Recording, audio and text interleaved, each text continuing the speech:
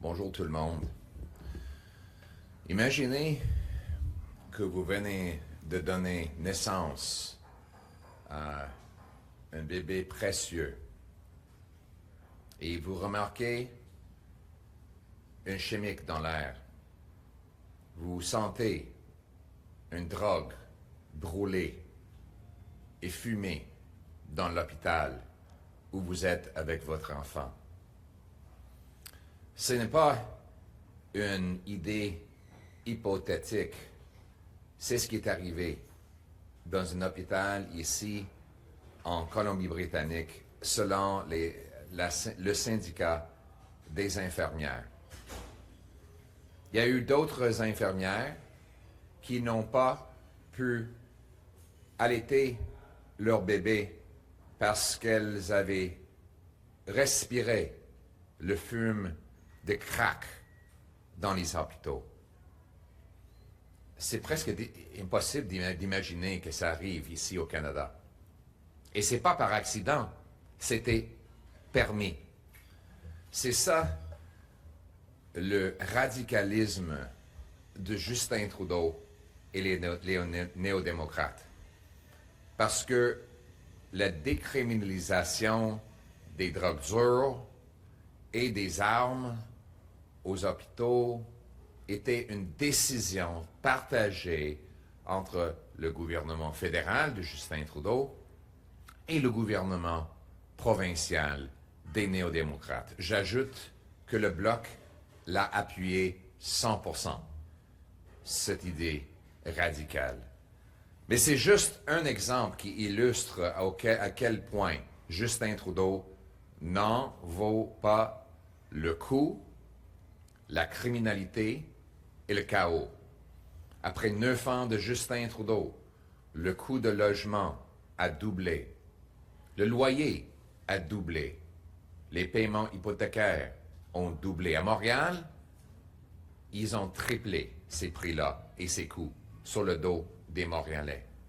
Après 9 ans de Justin Trudeau, il y a plus de 2 millions de visites aux banques alimentaires chaque mois. Après 9 ans de Justin Trudeau, le Canada a le pire croissance économique parmi le G7 de loin. Le pire depuis la Grande Dépression au moins. Après 9 ans de Justin Trudeau, il y a maintenant un groupe de Facebook de 8000 personnes qui partagent l'idée comment manger d'une poubelle. Parce que les gens ne peuvent plus acheter de nourriture. Ça coûte trop cher et les banques alimentaires sont totalement épuisées.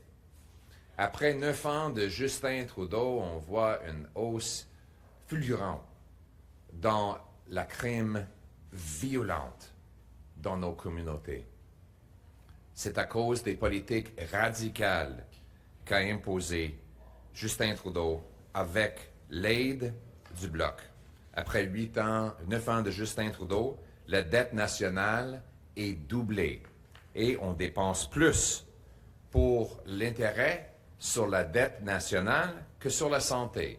Chaque sou que vous dépensez sur le TPS va pour les banquiers qui récoltent l'intérêt sur notre dette nationale et non pas pour nos hôpitaux, qui sont maintenant dans une situation de chaos. Mais rien n'est plus radical, rien n'est plus surprenant que le politique que Justin Trudeau, avec l'appui du Bloc, veut imposer à travers le Canada, c'est-à-dire de décriminaliser le crack, le meth et d'autres drogues dures dans les places publiques, y compris les parcs pour les enfants, les hôpitaux, devant les infirmières des autres patients et dans le transport en commun, à côté d'une personne âgée qui est vulnérable.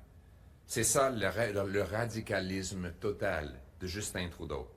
J'ajouterais que vous pouvez voir les membres du Bloc à la Chambre des communes se prononcer pour cette politique radicale.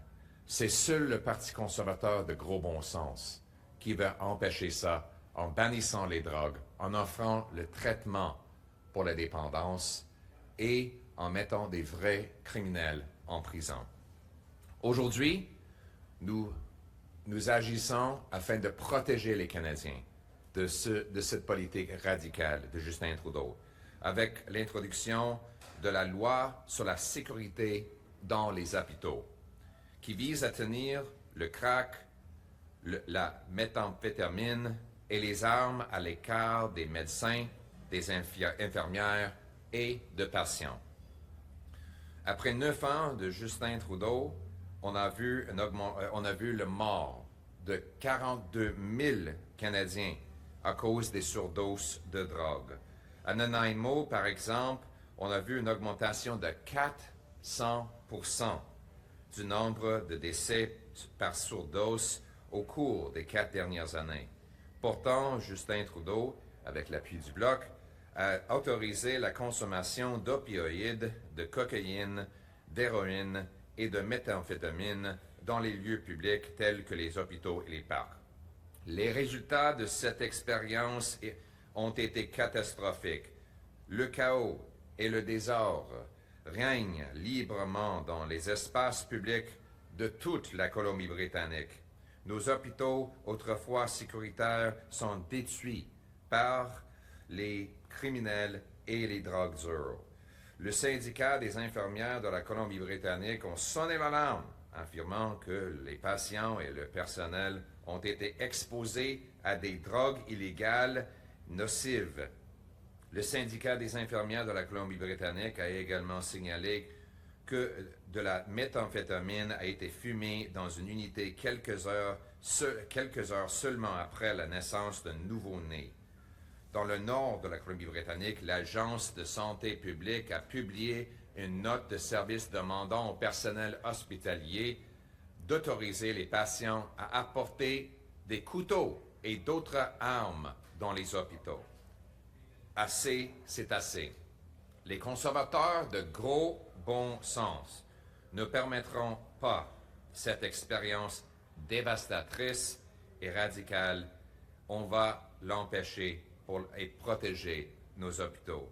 Les Canadiens méritent un gouvernement qui empêchera les drogues dures d'entrer dans les hôpitaux et qui protégera le personnel et les patients. Nous nous engageons à 1.